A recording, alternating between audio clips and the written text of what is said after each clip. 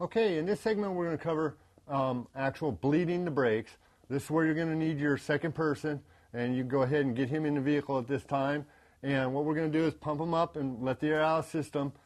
Key note here to remember, you'll only have to bleed the brakes on the two calipers or the two things that you replace. So if you're working on the front brakes, you only have to do both sides of the front. If you opened up a line in the rear, you'll need to do both sides in the rear. And when you bleed the brakes, whether you're doing front or rear, always start with the item you need to bleed this furthest away from the master cylinder. So in this case, we're going to start with the passenger side. So we'll go ahead and do the bleed procedure at this time, passenger side. So get your second person, get your wrench free, and you'll want to get on your 10 millimeter bleeder valve here, and you'll want to have that person go ahead and at this time, okay, pump. Yeah. And like I said, communication is essential. Walk through this with your assistant. Okay, he's holding. Now I'm going to open this bleeder valve very slowly.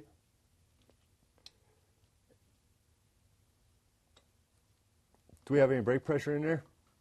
Or is it to the floor? It's to the floor. Okay. Go ahead and pump. And sometimes the first few times it comes out, it's just going to come out as air.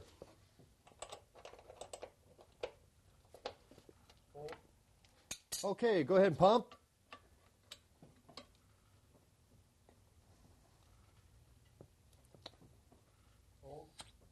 Okay, did you see the fluid come up and out? Prior to the fluid, I don't know if the audio will pick it up, but there was a slurch, and that was air coming out. Now, I'm going to lock it back down. Okay, release pedal. Okay, pump.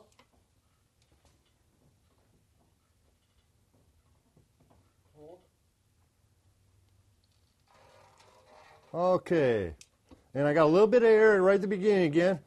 Okay, release. Pump.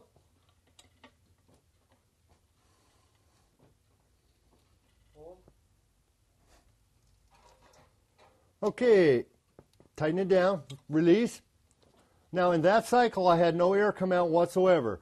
So, and it's usually about 3 cycles. If you get air that comes out, you need to repeat the procedure of pumping and letting the fluid out until you get a solid stream of solid fluid without any air in it. That's your indication that you've gotten all the air out, and you can go to the next wheel.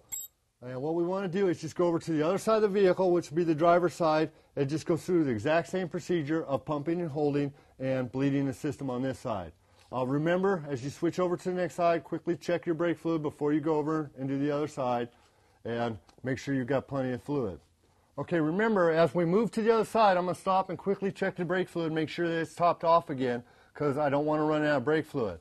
Also, at the beginning of the procedure, when he's pumping up that pedal, now's your time to inspect and look for leaks at the 2 places. If you see any fluid or hear any noises coming out, you need to stop and address that. That's our leak test portion of kind of bleeding the brakes. So it allows you to check and make sure that you did the job correctly, have no leaks, and bleed the brakes at the same time.